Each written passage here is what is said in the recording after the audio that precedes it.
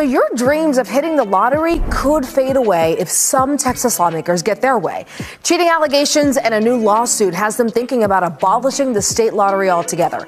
Multi-million-dollar purchasing groups can pretty much buy big jackpots. It's something our JD Miles was the first to report on 2023. But the state legislature is now gambling its options on how to deal with that issue.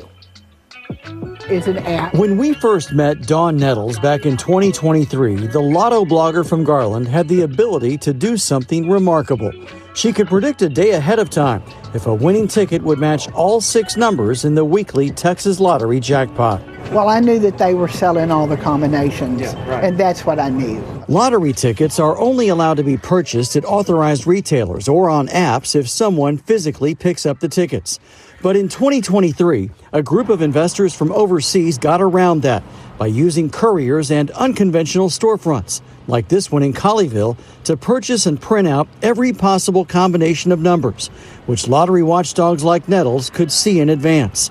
Since then, purchasing groups have won more than $170 million worth of jackpots, which is a lot more than the $25 million it costs to buy every combination of numbers. You sold an $83 million ticket yesterday. Mm-hmm. Was that through a courier?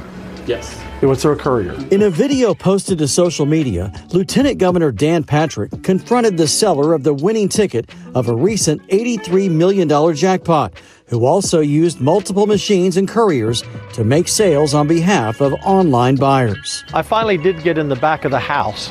They wouldn't let us take any photographs or video or ask anyone any questions, but there were terminal after terminal after terminal after terminal.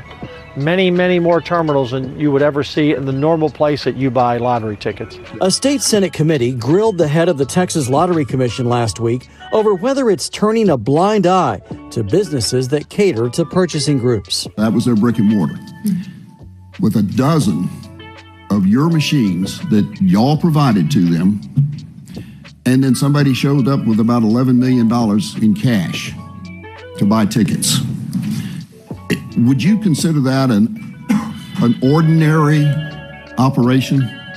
Is that something that, explain how you allowed that to happen? Again, this goes back to that bulk purchase event that happened in April 2023.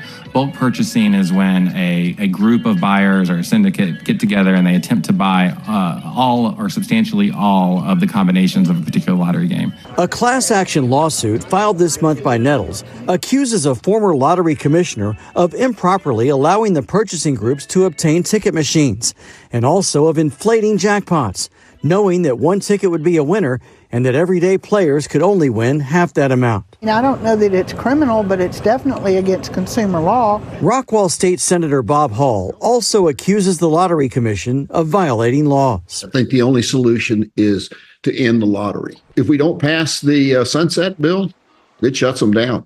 So we have a bill that will do that. If that's becomes the will of the body. Even Nettles, who plays the lottery every week, doesn't want to see it continue without major changes. I'm in favor of a lottery and always have been. However, I'm only in favor of a lottery if it's fair. And there's nothing fair about the Texas lottery. JD Miles, CBS News, Texas.